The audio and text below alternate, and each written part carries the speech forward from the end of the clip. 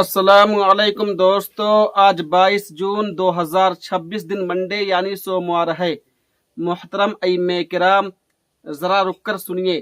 क्या आप वाकई समझते हैं कि इमामत सिर्फ नमाज पढ़ाने और तनख्वाह लेने का नाम है, या फिर ये वो जिम्मेदारी है जिस पर क़यामत के दिन आपसे एक एक बच्चे, एक एक नमाजी और एक एक लम्हे का हिसाब लिया जाएगा। आज का यह बयान आपके दिल को हिला देने वाला है, क्योंकि बात सिर्फ इमामत की नहीं बल्कि आखिरत की कामयाबी और नाकामी की है। मोहतरम अइम्मे किराम, इमामत सिर्फ एक ओहदा नहीं बल्कि ये अल्लाह ताला की तरफ से अता करदा एक अजीम अमानत है। इमाम मस्जिद सिर्फ नमाज पढ़ाने वाला शख्स नहीं होता, बल्कि वह एक मुअल्लिम, मुरब्बी, दाई, मुस्लिह और पूरी नस्ल का मेमार होता है। जिस दिन एक शख्स मिहराब में खड़ा होता है, उसी दिन उसके कंधों पर सिर्फ नमाजियों की सफ़े दुरुस्त करने की जिम्मेदारी नहीं आती, बल्कि दिलों को अल्लाह से जोड़ने, नस्लों की तरबियत करने और दीन को आगे बढ़ाने की जिम्मेदारी भी आ जाती है। पहली जिम्मेदारी, अपने मिशन को समझना। एक इमाम को सबसे पहले यह समझना चाहिए कि वो नौकरी नहीं कर रहा है, बल्कि अंबिया अलैहिमुस्सलाम के मिशन की खिदमत कर रहा है। अगर इमाम की सारी तवज्जो तनख्वाह, सहूलियात, छुट्टियों और दुनियावी मामलात पर हो और मस्जिद, मकतब, नमाजियों और बच्चों की तरबियत उसकी तरजीह न बन सके, तो अपने मनसब की अजमत को नहीं समझ सका।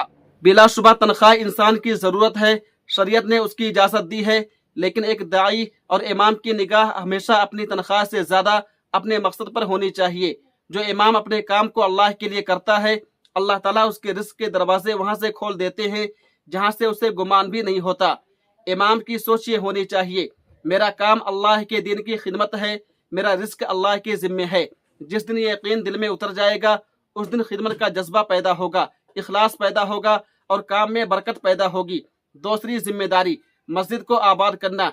एक कामयाब इमाम वो है जिसकी इमामत में मस्जिद की रौनक बढ़ती जाए, नमाजियों की तादाद में इजाफा हो, फजर की सफ़े मजबूत हो, नौजवान मस्जिद में नजर आए, बच्चे मस्जिद से मोहब्बत करने लगे और मस्जिद महज इबादत गाह नहीं बल्कि इस्लाह मुआशरा का मरकज बन जाए। तीसरी जिम्मेदारी, मकतब को मजबूत बनाना। इमाम का असल मैदान सिर्फ मिहराब नहीं बल्कि मकतब भी है। बच्चों को सिर्फ कुरान के अल्फाज न सिखाए जाए बल्कि कुरान की मोहब्बत भी उनके दिलों में उतारी जाए।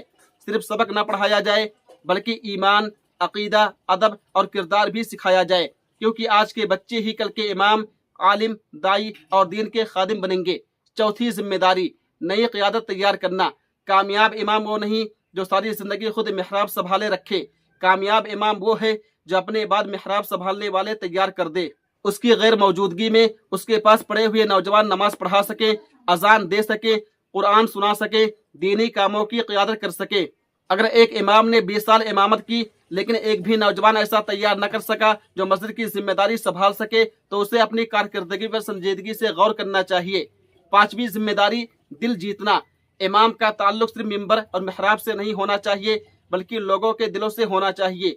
वो खुशी में शरीक हों, गम में शरीक हों, बीमारों की इयादत करें, बच्चों से मोहब्बत करे, बड़ों का एहतराम करे, नौजवानों की रहनुमाई करे। जब इमाम लोगों के दिलों में जगह बना लेता है तो फिर वो सिर्फ इमाम नहीं रहता बल्कि खानदानों का मुहसिन और मुआशरे का खैर ख्वाह बन जाता है।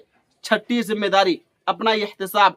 हर इमाम को वक्तन फ़ौक्तन अपने आप से सवाल करना चाहिए, मेरी इमामत से कितने लोग नमाज के पाबंद हुए, कितने बच्चे मस्जिद से जुड़े, कितने नौजवान दीन के खादिम बने, मेरी गैर मौजूदगी में मस्जिद संभालने वाले कितने अफराद मौजूद हैं, लोग मुझसे मोहब्बत करते हैं या सिर्फ मुझे बर्दाश्त करते हैं, मेरी मेहनत से दीन को क्या फ़ायदा पहुँचा। नाकामी की अलामतें, अगर साल साल गुजर जाए और मस्जिद में नमाजी न बढ़ें, नौजवान मस्जिद से दूर रहें, मकतब कमज़ोर है, कोई शागिर्द तैयार न हो, लोग इमाम से दूर रहें, इमाम सिर्फ तनख्वाह के इंतज़ार में रहे और मिशन को भूल जाए, तो ये ख़तरे की घंटी है।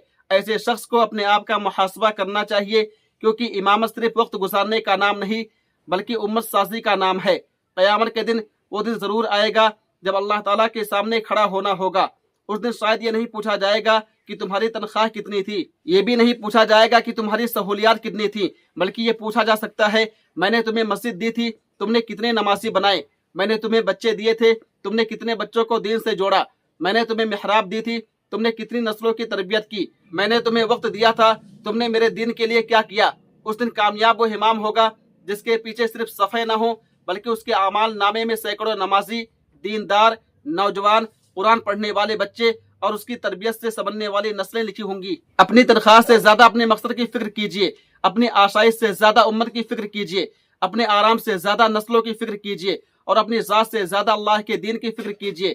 اگر آپ نے اخلاص، توکل اور محنت کے ساتھ مسجد، مکتب، نمازیوں اور نئی نسل کی تعمیر کو اپنا مشن بنا لیا تو آپ صرف ایک امام نہیں رہیں گے بلکہ قیامت تک جاری رہنے والا صدقہ جاریہ بن جائیں گے۔ اللہ تعالی ہمیں ایسی امامت نصیب فرمائے جو محرابوں کو بھی آباد کرے، دلوں کو بھی زندہ کرے، نسلوں کو بھی سنوارے اور قیامت کے دن ہمارے لیے نجات کا ذریعہ بنے۔